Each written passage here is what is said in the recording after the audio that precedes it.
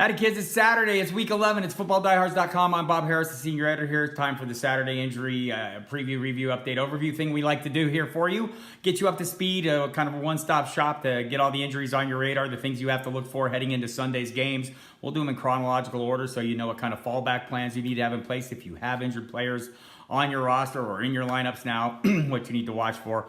I'll start out by noting it's Bye-Mageddon 2. There are 6 teams on bye: the Bills, Browns, Dolphins, Patriots, Jets, and 49ers. All out. Get all those guys out of your lineups ASAP and plug in some others. And we'll see who some of those might or might not be here momentarily. I do want to note on the Thursday night game, the Packers lost Jimmy Graham to a broken thumb, so he could miss an extended period. There's been speculation out there 4 to 6 weeks, but we don't really know yet. It's just something to keep in mind as we head into next week.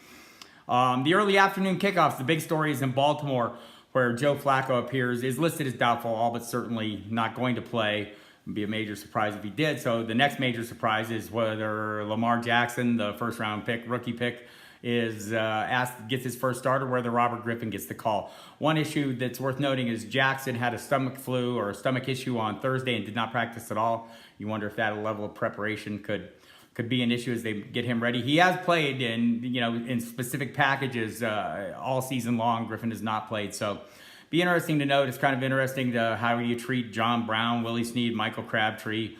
Maybe Alex Collins fares a little better on the run pass options with the athletic Lamar Jackson in there. Defenses will won't be able to sell out on Jackson. They got to watch him. So we'll know that in the 90 minutes, likely leading up to kickoff. I'll follow it up through fruition, but maybe that helps you make some decisions when we get that information in. We're just not going to have it till Sunday. So the other side of the ball, John Ross listed as questionable with a groin issue, seems likely to play. A.J. Green listed as doubtful with a toe injury.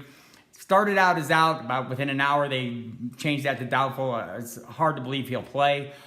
Previous reporting this week suggested he would be out until December with this injury, so that's something to watch going forward. We'll have the official game status for both in the 90 minutes leading up to kickoff as well. Tyler Kroft ruled out, had surgery yesterday. His season is over, the tight end, so C.J. Uzomah gets the bulk of the work to himself. Hasn't done a lot with it so far, but maybe he can do something down the stretch. For the Pittsburgh Steelers, James Conner is not on the injury report. He did not get an injury designation. Worked fully all week, coming off the concussion suffered last Thursday. Awaiting final clearance. He should get that today, I'm sure.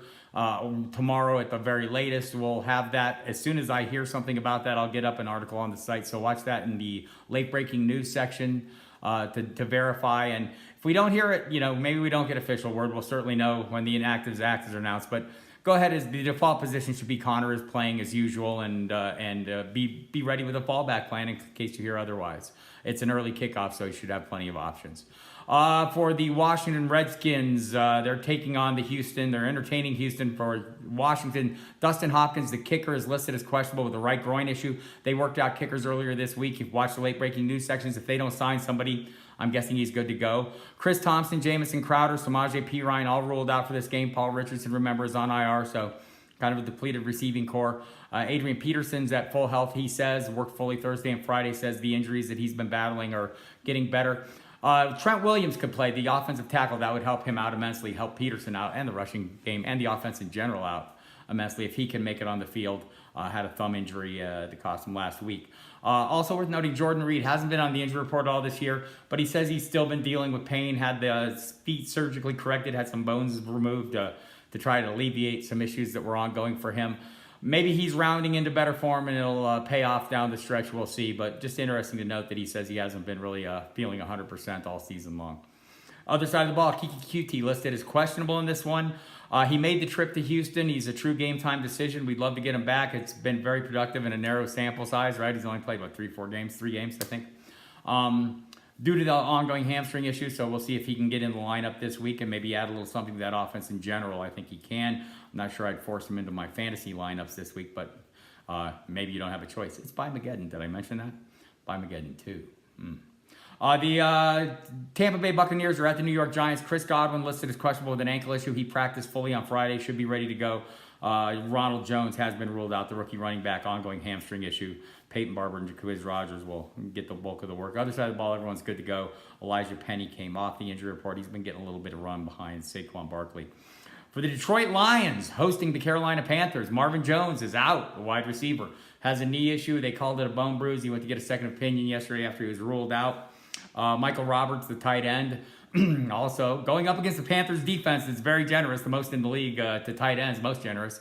The tight ends will not play. That means Luke Wilson, who came off the injury report, will be the primary tight end. And other guys might rise up. Theo Riddick maybe get some extra targets with Jones out. Kenny Golladay maybe can keep last week's big game going, build on that momentum. Beyond that, it's hard to play T.J. Jones, Brandon Powell, Bruce Ellington, but they'll all contribute. To the other side of the ball, Torrey Smith ruled out with his ongoing knee issue.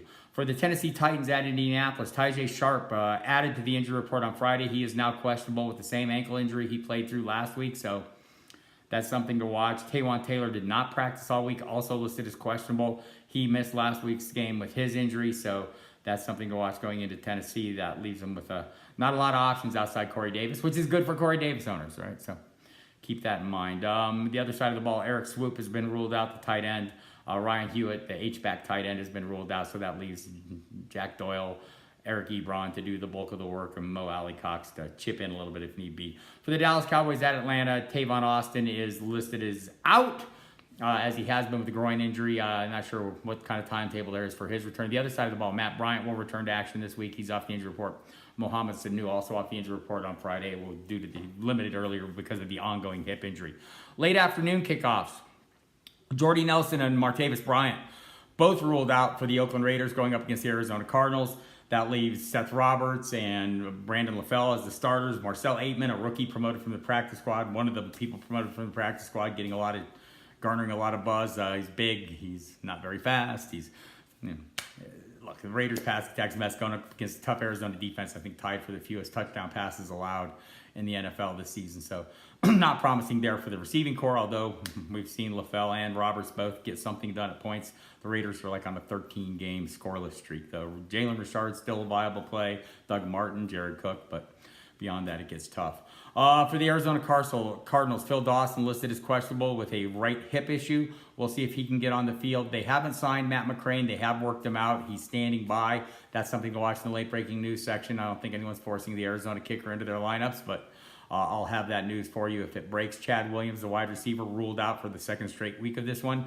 For the Philadelphia Eagles at New Orleans, Darren Sproles is out. Everyone else is good to go, except their secondary is a mess, which is good news for if you're a Saints owner. Any of the skill players in the Saints offense look pretty good this week. You want to keep it to the primary guys, but the Saints are healthy and ready for action. The juggernaut should roll on this week. Antonio Gates going up against the Denver Broncos, listed as questionable. He's a true game-time decision. So is Joey Bosa, who could make his return from a season-long absence with the foot injury. If he does, you'd have to imagine he'd be limited. Keenan Allen was on the injury report Thursday. He came off on Friday. So did Mike Williams. So they're all good to go. Sunday night, exciting NFC North game between the Vikings traveling to Chicago and the Bears.